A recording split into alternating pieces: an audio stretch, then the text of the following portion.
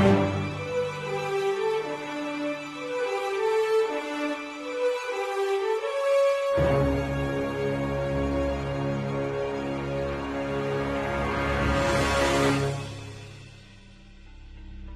and welcome back to the Rise of the Rune Lords. I am DM Clinton, and we are here with the Warriors of Light standing outside of Rimeskull. They have met a new adventurer, a very strange robed being who somehow can't see yet sees all. Beep boop. Oh wait, no, that's the wrong guy. Connor is playing this new character, Hugo. Open your mind to the mysteries of the world. Enrom, the paladin, is played by Aiden. I'd like to cast Detect Evil. Noted. Harper is playing the halfling by Sabrina. Toot, toot, toot, toot. Insert music here. And Reetin is played by Nathan. I wonder if I could make Connor make a new character next game. You could by just kicking him off, like saying, "This is Sparta."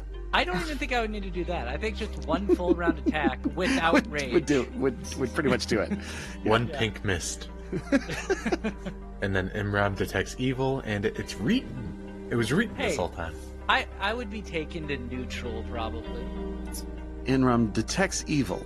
Let's see, does he detect? I think my ring is evil, but I'm not sure if it gives off an aura. I'm looking to see where your alignment is. Chaotic neutral if it's not there. I don't see all of it. There it is. Okay, yeah. So, no, you do not detect any evil, Enrom. Hugo passes the test. So you aren't evil, but the elementals didn't attack you. He's wearing an amulet, the Sahedron rune. You've seen this Sahedron amulet before. Have I? Well, not Enrom, but Reetin sure has. Harper I too. have. Yeah, I've seen it. Enrom might have seen it, but not on a necklace or anything. This is the same seven-pointed star that was on the arch just as you entered the stairwell here in Rum. Interesting. Yes. We want to roll like an intelligence to put two and two together. Such as?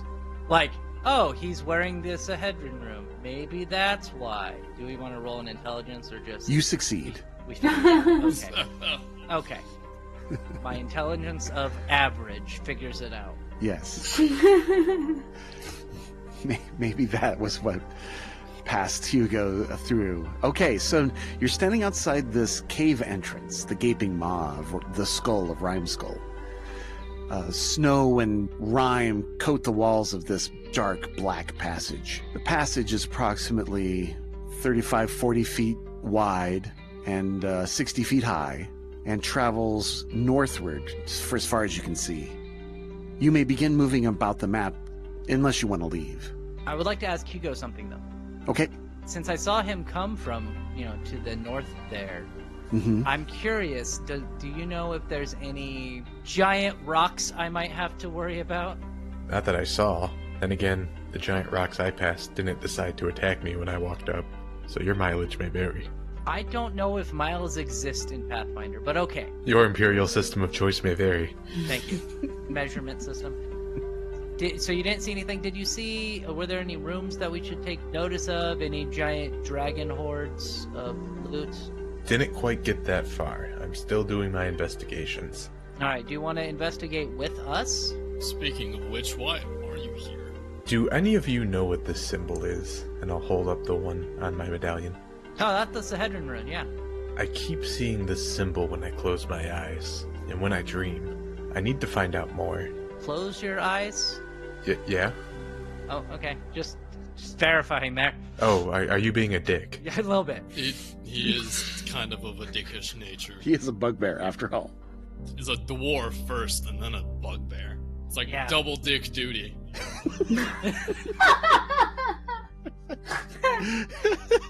I will resist. You know, I can hit you, right? Always to the violence. I'm aware, but I can hit you. Uh-huh. You can hit me. You can scratch me, I guess. Do we want to go? Yeah. I don't prefer violence, but Let's swap positions and maybe. So the audience knows I am standing right next to a cliffside while Right. Enrom is not. So what I was wondering, did you introduce yourself? What's your name again? And I'll hold out a hand. My name is Hugo. Nice to meet you, Hugo. I'm gonna take a 5-foot step and shake his hand. All right. Firmly with 2 shakes. Make a grapple check to throw him off the edge. I was thinking about it, but no. Ah, the trust. Did you want to come explore this place with us? As you can tell, I'm pretty good at killing things, and Enrom is pretty good at getting hit, and Harper, the little one back there, is really good at healing us and hiding and being very useful in combat with her Inspire Courage and healing song. So if you want to come with us, you can.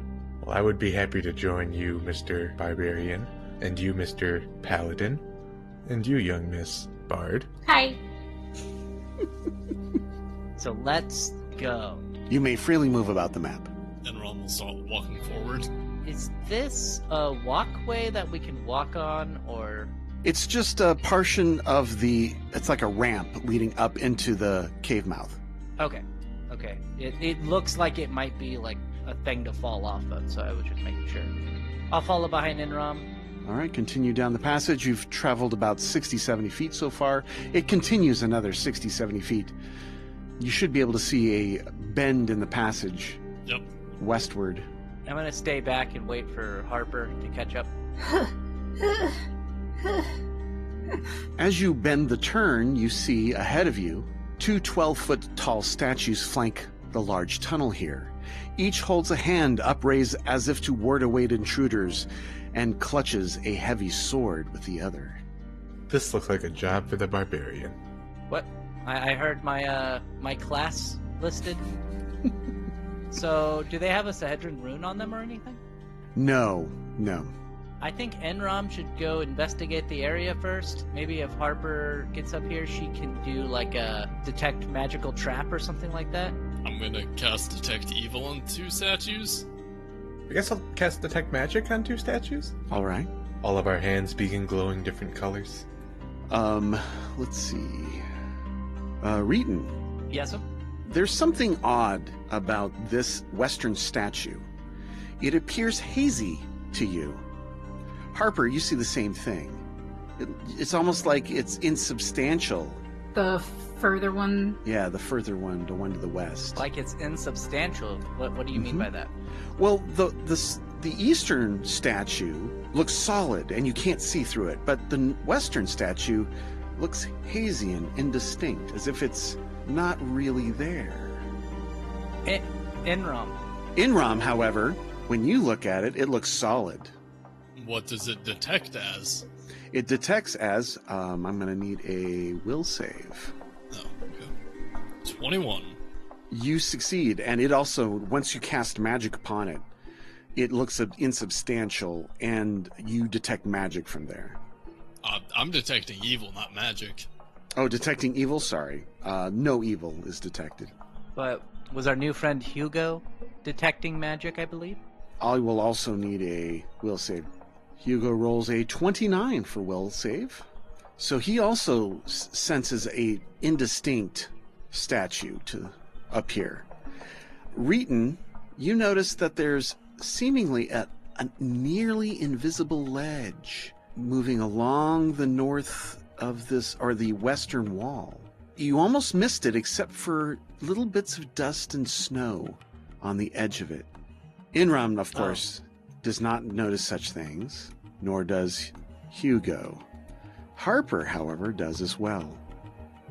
I am not going to tell Enrom and Hugo to go investigate that particular square.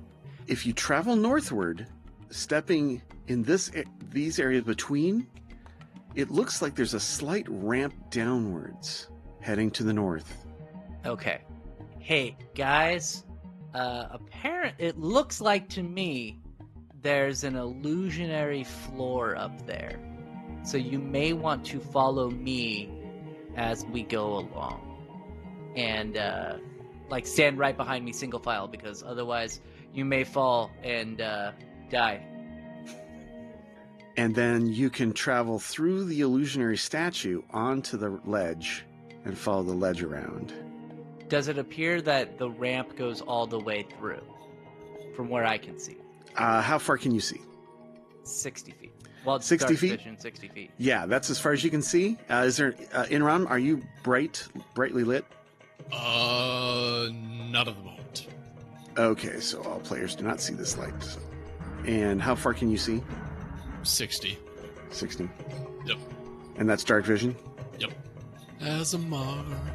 There you go. Okay, so I am going to walk up the ramp 60 feet. Oh, okay. You misunderstood. Well, yes. You said that This the ramp starts there. This ramp that goes down travels that way.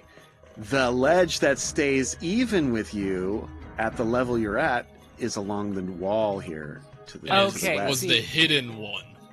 AKA, Oh. let us go up here. Yeah.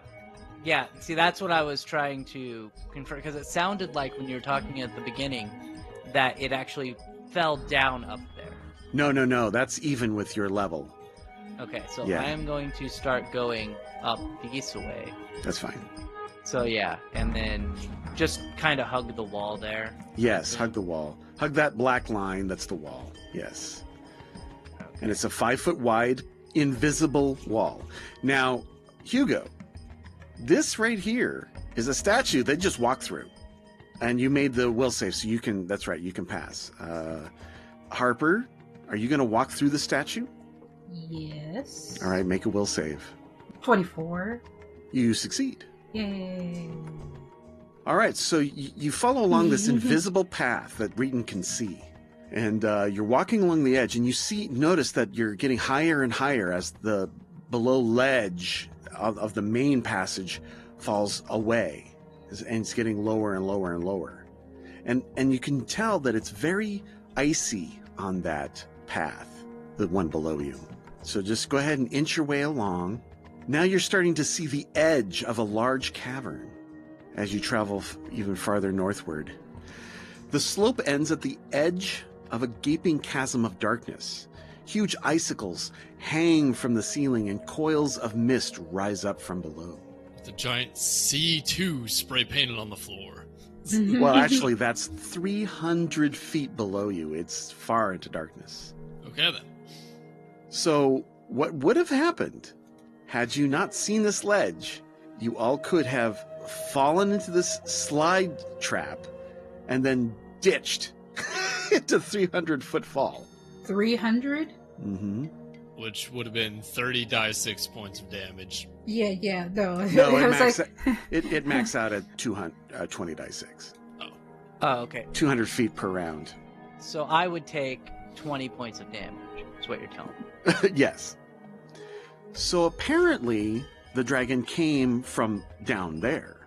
Harper's keeping her back right up against the edge of that wall. Okay, so you gotta go down into darkness. You don't have to. It looks like there's a ledge that continues on. Yeah, it looks like there's a ledge that goes up this way. Yes, a hidden ledge winds around the walls, providing a safe route down. Alright, let's not jump down, and let's go this way. Unless you want to take a leap of faith, Harper. no. But it's an invisible ledge, one that Reetin can see. Just follow me. He's got high enough sight checks that he can go right around. Okay, so let's go ahead and stop here. Let's gather you guys up, and I'll move you to the next map. Line them up in a marching order to get ready for the ambush. And then Reetin pats Hugo on the back. Firmly. I won't kill your character. Yet. I have not killed any of the characters. Yet. I think I could one-shot you if I needed to. I could one-shot you and you could one-shot me. It's whoever got the first full round attack, probably. Okay. So then you've got this new cavern at the bottom. You wind down 300 feet to this level. The walls of this cavern glitter and sparkle with sheets of ice. 7 20-foot tall pillars their sides encrusted with ice and engraved with ancient glyphs and runes, surround an 8th pillar twice the size. Tunnels exit the central cavern, winding deeper into the mountain. Yet perhaps the most notable feature is the sparkling mound of coins, works of art, gemstones, jewelry, weapons, armor, and other things poking up from the pile that occupies the northwestern section of the cavern. Sweet, glorious loot. You saw it glittering as you were traveling. The ramp that you're on travels upward from the north in this section, and to get down, you need to travel this way. And this passes over the top of a cavern entrance that goes underneath the ramp. All right, you may freely move about. So are we all the way down on the bottom floor now? Yes, you just have to travel a little bit along the ramp to get to the floor of the cavern. Okay. You see a number of different passages. There are 7, in fact. 7 different passages leading off into darkness. 7? I wonder what that represents. If I stand in the center here, does it feel like it makes some sort of star symbol? Well, the pillars are in a circular pattern around the large central pillar. That makes sense. I want to go to the loop, but that feels like a trap. So I think Enrom should go to the loop first. I will start going downward. Mm-hmm. You got it. And then... I'll follow behind. Right, and this other passage that you saw going this direction is underneath you, currently. Okay, got it. You're walking over the top of it. Okay. And then there's another passage. Yeah. So there's 7 passages leading away from this chamber. These are dark clefts in the ground. It's spiders and snakes outward from the central pillar. It's spiders and snakes out? Mm-hmm. Those are 2 of my favorite animal-based adjectives. Is one of my favorite and one of my least favorite animal-based adjectives. It's just a deep crack. Okay. Are we able to step over it? Yes, easily. Okay, good. Okay, I'm notably staying on the outside of the ring of pillars. Roger that. Making that very clearly known. But we are moving our way west or northwest to head towards the loot. Everybody staying close. Harper's just slowly looking around, fascinated by the glittering sheets of white ice. Fascinated. Let's go with that. Hugo finally gets in range of the loot.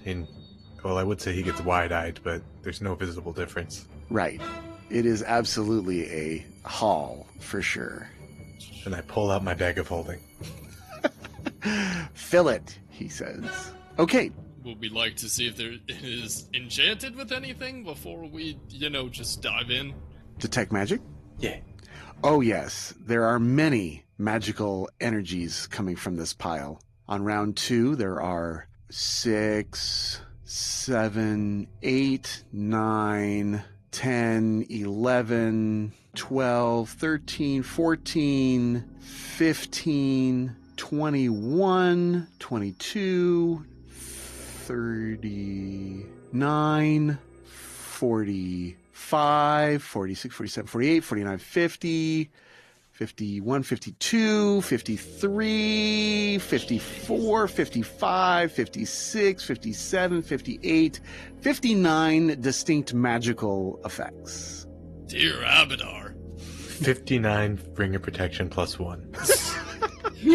Exactly. So I would like to just express that I feel as if we touch one of these things, it's gonna turn into like that scene in Aladdin. But also, I would like to start exploring and finding the stuff. So can we do that? Yeah. So you look into it and you see a massive pile consisting mostly of copper, some silver, some gold, and yeah, it looks like a few platinum pieces. But this is in the thousands.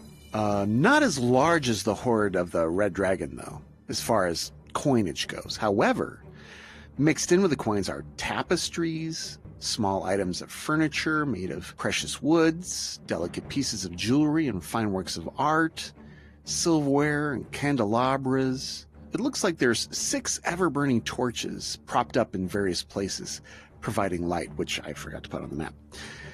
several decorative boxes, spilling pieces of jewelry, all that stuff. Why don't me and the bard start taking the magic items and separating them? While I believe somebody said the bugbear used to be a dwarf. The ex-dwarf and Azimar can start separating this out to piles. Mm-hmm. I think that way we can work through instantly valuable loot and start separating small cash. All right. So this will take hours, probably the rest of the day, to do this. That sounds good to me. I mean, are we in any rush particularly? I mean, we're here already. We got no way back. We're gonna be here for a while, so might as well. Yeah, fair. And I can see if there's any new weapons I could use. And it means we can get a rest. I'm fine. Okay. All right. So after categorizing and setting things aside, you count up 39,500 copper, 9,410 silver, 3,500 gold, 250 platinum, and the ever-burning torches, along with the decorative boxes spilling with jewelry and all the works of art and precious pieces and silverware and all that stuff, is worth 16,000 gold pieces. And then buried in the coins is a quiver of 14 masterwork arrows and 2 magical arrows. So I'll roll for the arrows. So 28. 28. That's exactly what you needed. Oh, wow. Okay.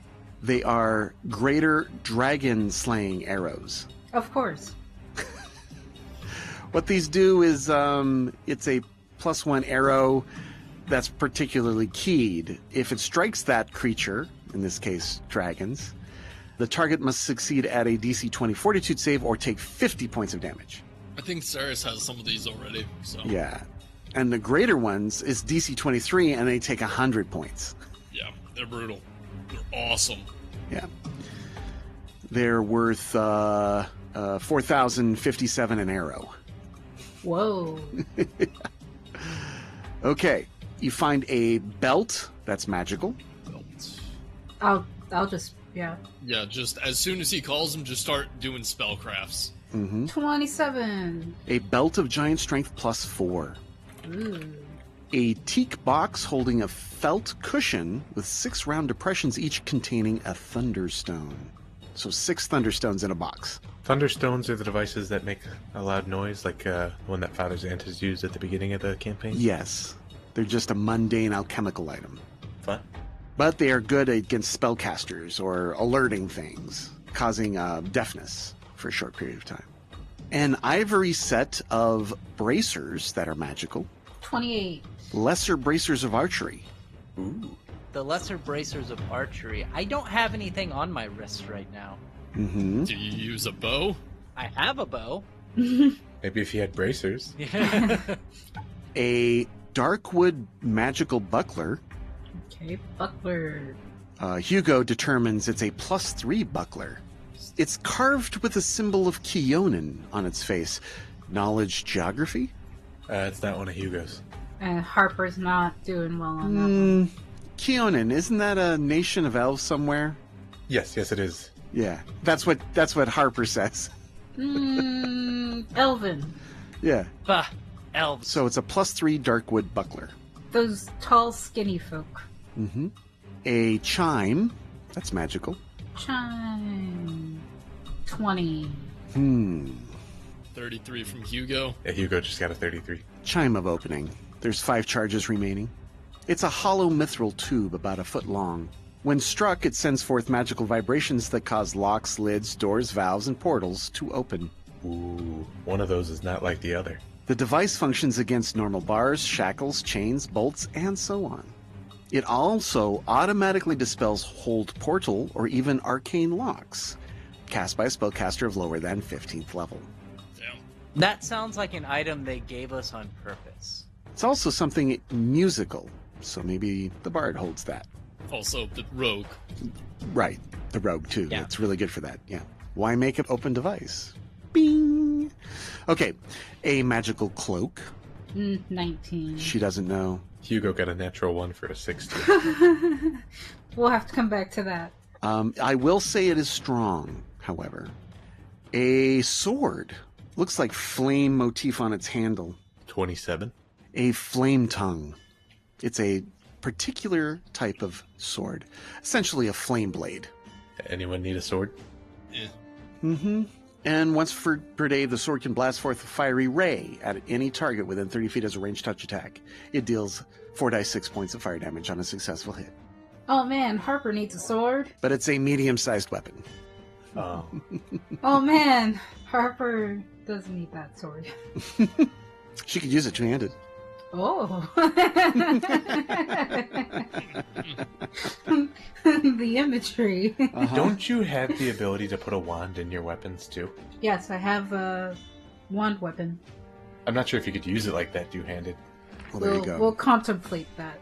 We'll leave that one up in the air because Enrom might nab that as well. Fight for it. A masterwork suit of full plate decorated with onyx ravens perched on the shoulders. Ooh. Each raven is worth 200 gold. If I recall correctly, full plate's unique because you need to pay money to have it fitted for you. Correct. A suit of magical half plate with a wolf motif. 34.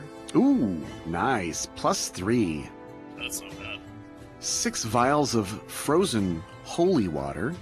Holy water popsicles. Yep. Yummy. How'd they get those holes in that liquid? A magical pearl. Does it look like it's powerful? With a 30 spellcraft? No, it's only first level spell. But it is a pearl of power. Yes. Bard, can you use this? I'm not familiar with pearls at game. I think you need to have prepared spells. Yes. But it gives you one extra slot of a first level prepared spell. Clerics, druids, rangers, paladins, and wizards. Mm-hmm. There you go. So I guess I could take that. Free spell. Yeah. That's actually quite useful for paladins. They don't have many spell slots to begin with. Fair. Okay, and then 17 potions of a particular type. It is faintly magical. Give me 1 second. I'm picking up 17d6. No, just roll once. 25. Cure light wounds. 6 potions of a moderately powerful potion. Also 25. Harper, that is cure moderate wounds. Oh, okay. And then 3 potions of a powerful nature. Natural 20 for a 35. Ooh. 3 potions of cure serious wounds. Seriously. 2 additional potions of a light blue color. Magical. 29. Resist energy 20 cold. 2 small magical mithril shirts. 22.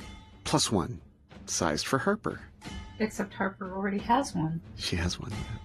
A scroll with an arcane spell. Only a 21. Well, you decipher the spell and its globe of invulnerability.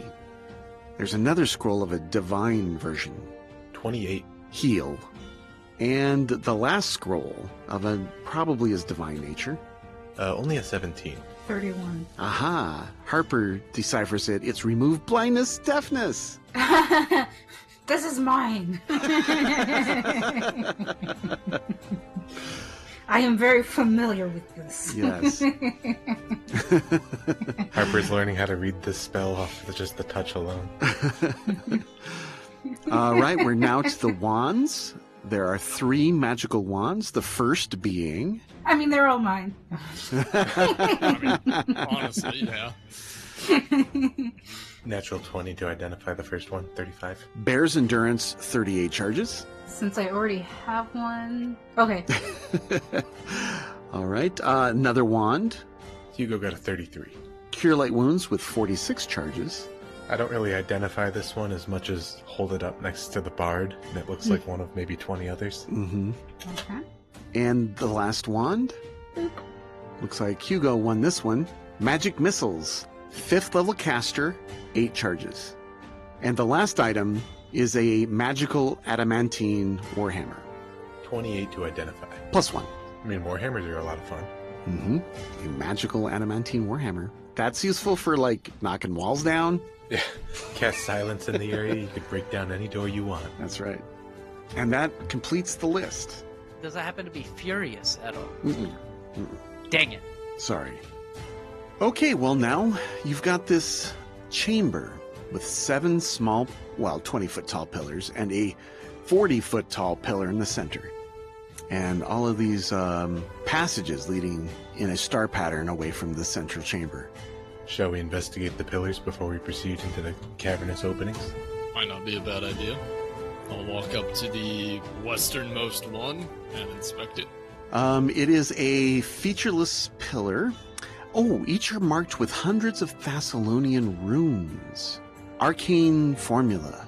Do you know Thessalonian runes? I do not. Yeah, they are incomprehensible to you. Someone who understands magic a bit better than I? What check would it be? It would, if you can read Thessalonian, you'll know what they are. No. Right, Hugo's blind. He can't read.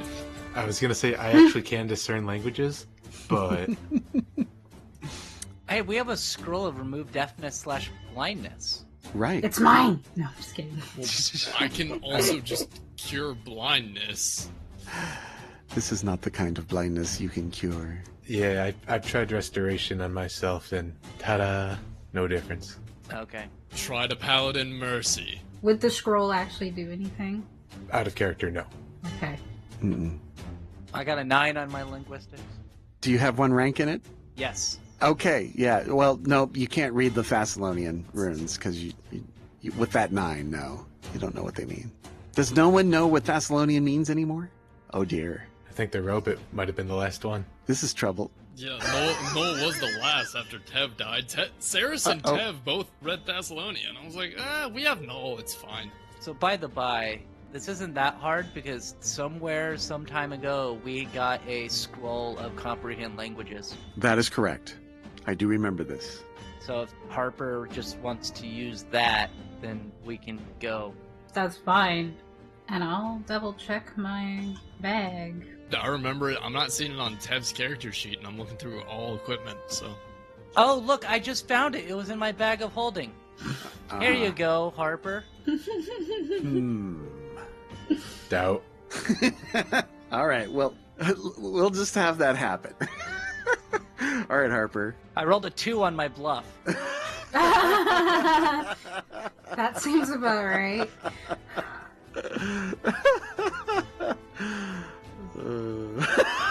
Sense motive. You can't lie in front of a paladin. It sets off the evil detectors. Do not try to bullshit me. The motive that you're sensing is that I just want to get on with it. Right. So, use magic device? Yes. DC 20. 35. Okay, you read the scroll. Cast the spell. It looks like these are runes of ancient magic. Each of the pillars are in tune with a particular form or school of magic. Okay.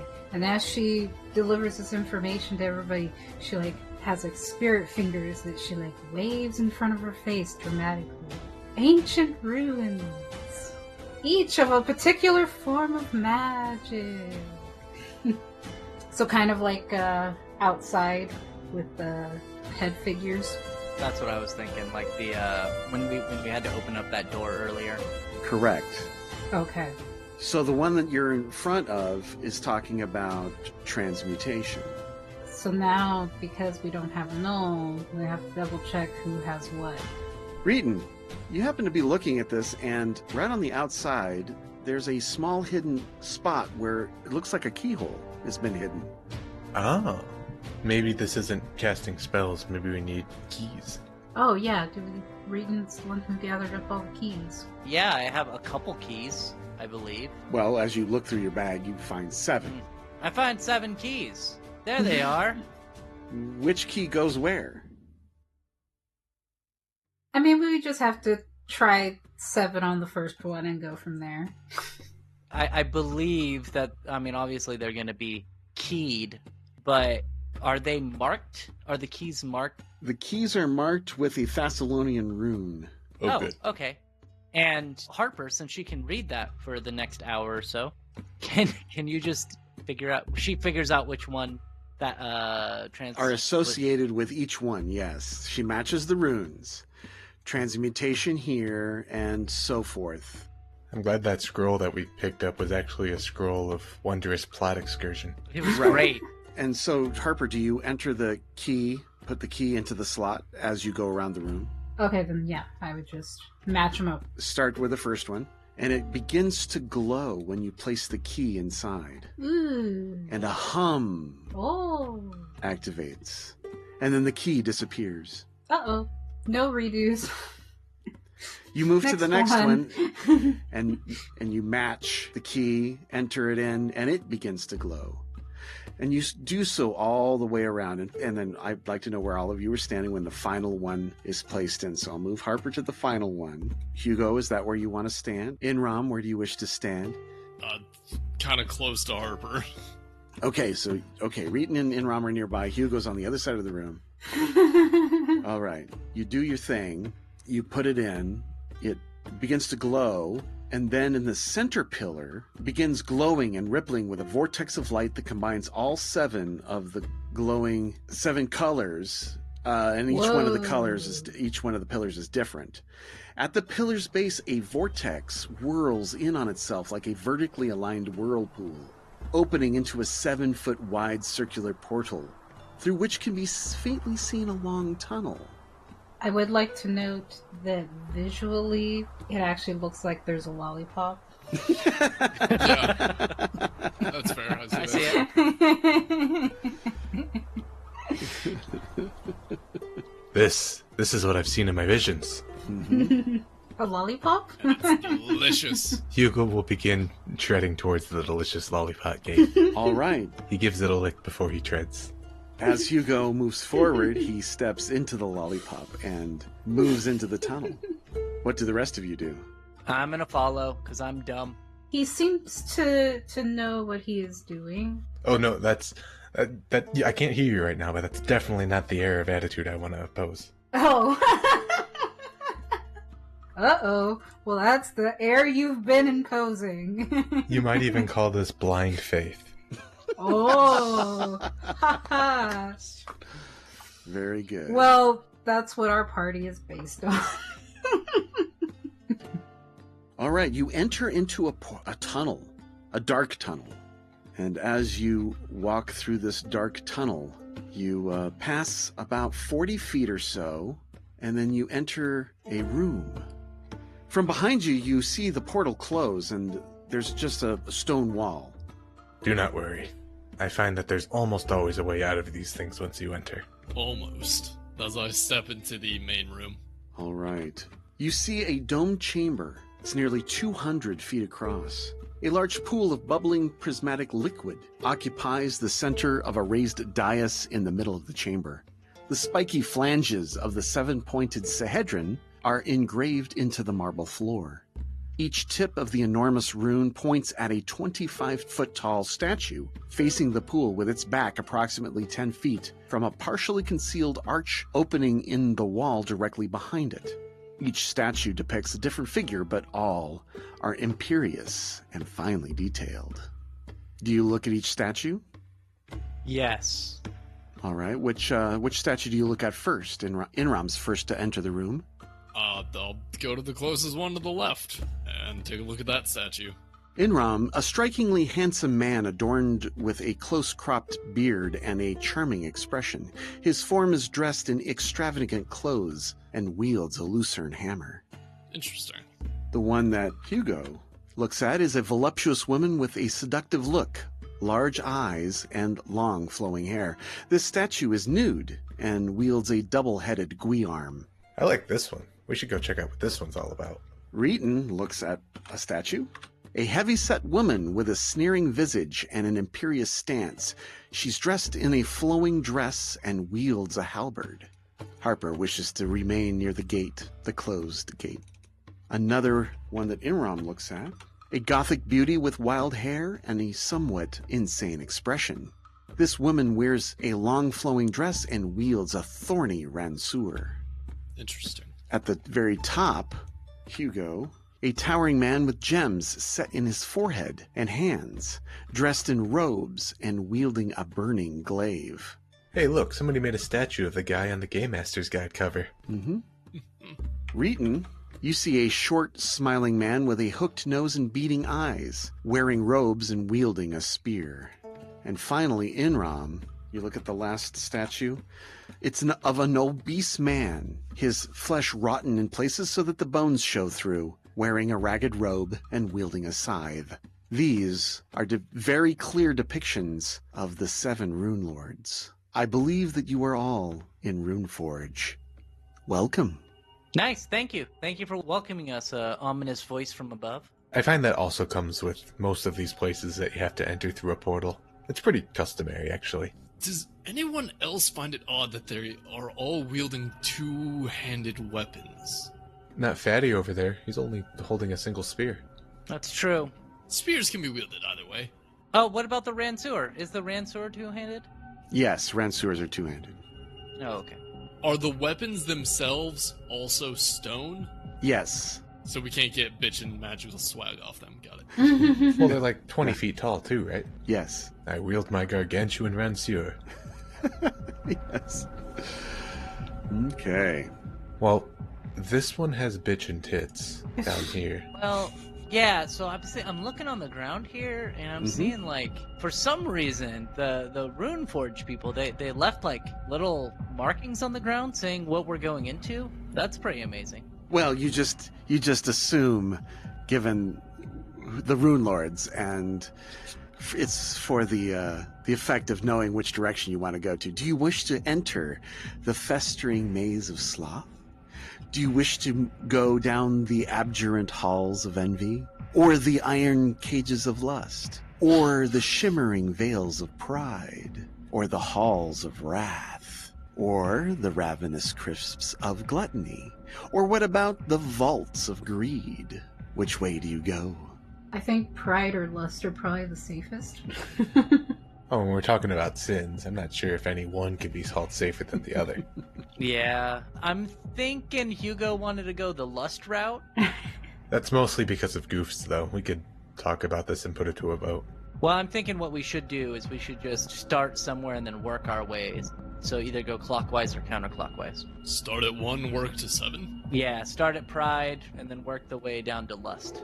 I was gonna say greed, and then work our way around. Pride's just as good as any other to start with. Might the ominous voice make a suggestion? Sure. Absolutely not. Perhaps... Oh, very well. Go ahead, please. Perhaps scouting each little hallway just first to see if anything jumps out as different than the others. See, that's how you split the party, which means we're all gonna scout together. Yeah, that sounds like a good idea. Let's scout together, Enrom. I think that the two of us should just do a little bit of scouting first and let the squishy stay behind. I was less meaning that. It's more of I don't want one of us to take a step down a different hallway and then all of us be teleported, because I feel like that is something that would happen. Yeah. Why don't we all keep like 20 feet distance or something like that, just in case, we go down and a blasting rune decides it wants to go off or something. That's fair. Also, I can't see very well anyways. Well, shall we start at Pride, or where? I would say let's start at Pride, because it's to the left of the entrance we came into, so it makes the most sense to start there. Perfect. Alright. We'll step forward into the Hall for Pride. You travel 75 feet, and it feels like it just continues forever. We don't have enough stars to go down this hallway yet. It's just endlessly looping until then. Do you continue? I would like to turn around and then jump backwards. You can't use physics exploit in the Pathfinder engine. Dang it! Like hell you can't. Okay, I guess we haven't tried it yet. Roll acrobatics. So, you find that the Halls of Wrath and the Ravenous Crypts of Gluttony behind Zutha, and the Vaults of Greed behind Karzug, and the Festering Maze of Sloth behind Kroon, and the Iron Cages of Lust behind Sorshan, all travel like far distances into the darkness. However, the Abjurant Halls have a stairwell about 60 to 70 feet. Just at the end of my vision. Just at the edge of your vision. How ominous. I would like to go down the stairs. All right. Oh, Harper takes the lead. She moves forward. I don't know why. Oh, I might have accidentally clicked Harper instead of Enrom to move. I didn't move. I was looking at something else, and so I was like half paying attention to what I clicked. The paladin bravely picks up the bard and uses it as shielding. Oh no! So you see a 10-foot wide passage, maybe 15-foot wide passage. It's 10 foot. And it leads to a stairwell. You approach the stairwell. The stairwell goes downwards. Looks like a chamber opens up behind it. I'll take some steps down the staircase and hit the landing. Scimitar is drawn. The wide staircase of stone descends into a large, partially caved-in chamber. The murals and decorative bas-reliefs on the walls have been blasted and fractured for what must have been a titanic war of magic. Sooty humanoid bones are scattered here and there, and flames sporadically flicker along the walls and floor, as if the room still resonates with power unleashed here. Electrical discharges spark from a silver rod protruding from the floor in the center of the room. It almost looks like the metal rod has fused with the stone on the floor. What do you do? I will not proceed any further. Right above Reetin's head, a booming voice shouts out a resounding command. From a mouth, it says, "Stop!" The source is a large, disembodied human mouth stretching across the ceiling of the center of the tunnel in which you're walking through. It continues. "These are the abjurant halls of eager striving. Know that your powers will be crushed, and you shall die. You are not worthy." Uh-oh. Powers will be crushed and you shall die. Mm-hmm. Huh. I've heard that before. I was gonna say, that seems very familiar to us. Yeah. What are we stopping it from, exactly? Uh-oh. I saw a turn order pop up. Oh, pay this no mind. Uh-huh. Mm-hmm. Reetin runs away from the turn order. I'm just using it for some purpose. Okay. All right, Enrom, you see in front of you waves of magic fire blasting back and forth, and you see a rod stuck in the ground. It's a silver rod, and its electrical discharges are popping off of it. Okay, well, I will describe as such to the rest of the party. I do not necessarily feel comfortable moving forward with sooty human bones being scattered about. Yes, and there are murals all along the walls. All different kinds of murals. Okay. So what's our procedure here, Hugo? Seems like you've been in more than one of these. I'm usually alone when I tread into these places, though. Normally, detect magic and see what comes from there. Yes. And I detect magic. Okay. And maybe spellcraft to see if I can identify what this arcing thing might be. I'm not sure if that would be appropriate or not. You look at it, it's a silver rod that appears to be fused with the floor, and its electrical discharges are sparking off of it. It is definitely magical. I identify this as a 33 spellcraft. Let me look something up. While he looks that up, I'm going to ask Enrom, do you happen to have, you did resist frost earlier, resist cold, right? Right. Do you happen to have, resist electricity? Not prepared. We haven't rested for me to gain back my spells. Okay, that makes sense. We take a nap and then we continue exploring. Honestly, you joke, it might not be the worst idea. The rod is a rod of cancellation stuck in the floor. That's a really good item. But it's obviously something's very wrong with it. And it's badly damaged. Oh. Well, I'll share with the party that it's a very powerful artifact that negates many, many types of magics. But I've never seen one that looked like it was fused in the ground. Mm-hmm. Should we be concerned then about it, shocking us? Not necessarily of damage, but of, doing what the rod does. As just the rod, no. But then again, they don't usually shoot off electricity either. Normally it's used for things like gates, black holes, Sphere of Annihilation. I mean, that's what they're called in this game, Sphere of Annihilation. Mm-hmm. I'm convinced that just touching it alone shouldn't normally do any negative effects. Then again, they also don't usually shoot electricity like that. Perhaps if somebody does go and investigate, they should be a non-magical person first. Minimize the chance of risk. Not only that, but doesn't this cancel enchantments as well? Do you want me to go in there and pull out the fucking rod? Kind of. Okay. If not, we have a hammer, we can break it out. Okay. I'll go pull up the rod. Okay. How much lightning damage should I take? Okay, so you grab both hands against a rod and make a strength check. Okay, I'm gonna enable rage for this. Okay. Just, because. Mm-hmm. 14. Damn it. Okay, you pull and pull and pull with all your might. Your muscles bulge under your fur, but you cannot pull it from the ground. But you take no damage. Should I try that again? Yes. 18. Again, you pull harder, but to no avail. Is it possible to take 20 on ability checks? Yes. I think that's what we're watching happen. I would like to do that. Okay. After about 6 rounds, you see it starts to hum and begins to angrily crack and make popping sounds. What do? You still haven't got enough time to pull it out yet, if it's gonna. I would like to keep pulling. Okay. Enrom is going to set back at this point. Enrom stacks back. What about Hugo? Pull Hugo behind him. Hugo is pulled behind him. Okay, well, the Mage's Disjunction goes off. Oh. And everything in the room, all magical items are the target. Okay. Oh no. Begin listing your magical items, Son of a bitch. and we will find out if they are disjuncted or not. Hat of Disguise, Headband of Havoc, Fog-Colored Lenses, Necklace of Adaptation, Snakeskin's Slow. Tunic. Yeah. We'll just start with the most powerful one first, I believe is how it works. Probably my Bastard Sword. Okay, so each permanent magic item must make a successful will save, and in this case, it's your will save.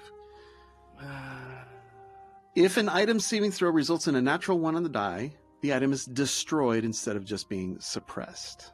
Okay. So, start with the Bastard Sword, I assume? Mm-hmm. 28. Okay, that's a success. Okay. Next magic item. I'll just go list the ones that I have on me. Hat of Disguise, Okay, that's next. Roll. 23. Success. Headband of Havoc, 20. Failure. Okay. It turns off. Okay. Fog Cutter Lenses, 26. Success. Necklace of Adaptation, natural 1. Destroyed. Alright. Well, fuck you, Clinton. Snakeskin Tunic, 18. Failure, but not destroyed. Belt of Magical Might, 16. Failure. Glove of Arrow Snaring, 25. Success. Ring of Protection plus 2, 26. Success. Ring of Sustenance, 17, so that turns off. Turned Boots off. of the Cat, 25. Success. Celestial Armor, 23. Success. Okay. Do you have any bags of holding? I do have a bag of holding, yes. 19. Suppressed. Okay. So you can't open it. All the things Okay. inside are locked away from you. All I have in there is money. Okay. Because I have a lot of money and it weighs a lot. Any potions? I do have a potion of remove blindness, deafness, potion of heroism, Okay. 25. Success. And 21. Failure. So the only thing that was broken was my necklace Yes. adaptation. Yes. That is absolutely destroyed. It just melts. Do I get the staff at least? No, What? it does not pull out, even with your maximum attempt. Okay. So after this discharge, is it still like sparking? Yes. All right. So I'm gonna release this, Uh-huh. and I'm gonna go back here and be like, fuck you, you're cool, and I'm not doing that anymore. I'm sorry. This is our fault because you decided to go and try and pull out the rod? Even though I was discussing with those of which who are magically oriented why we probably shouldn't fuck with this? Well, we have to do something. We do. But studying is probably a bit better than just mindlessly grabbing at it. In the interim, were any of you looking at the murals on the wall? Harper likes art. Okay. When you look at these murals, go ahead and roll a spellcraft check. Ooh, I like spellcraft. You're looking at their somatic gestures. It looks like they're casting spells. Natural 1. For a total of... 17. You're not quite sure what these are. These spells that they're casting. That's how good my spellcraft is, though. Does Hugo wish to also? Hugo, I can't read these. I also rolled a natural one. My Man, goodness, a 16. This room is cursed. None of those symbols are familiar to you. Those gestures that these wizards are casting, they are unknown to you. This room is cursed. I say we leave. Well, I believe the portal is gone, and this is the only room we have. What might be a good idea is we wait to see if the rod discharges again, and after that move into the room quickly, examine it, and then move out. Okay, you wait approximately 5 minutes after the last blast. You hear it hum, you see popping, snap, and then pow! And then it quiets down again. Alright. I mean, Rod of Cancellation is a really good item, and we happen to have an item that could probably guarantee us getting it out of the ground. I don't actually think it would be safe to do this, but I do think it would net us a very powerful artifact. What item? The Adamantine Warhammer.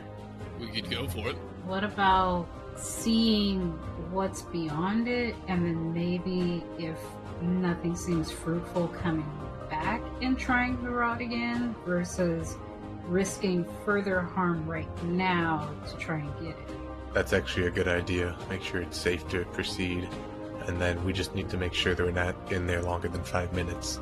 But if we could hear it humming and popping like it does, that should be our warning sign. Yes, it does it one round before it actually explodes, so to speak. Since I am slow, I could stay back and call out a warning if it seems like you guys are taking too long. Sounds like a great idea.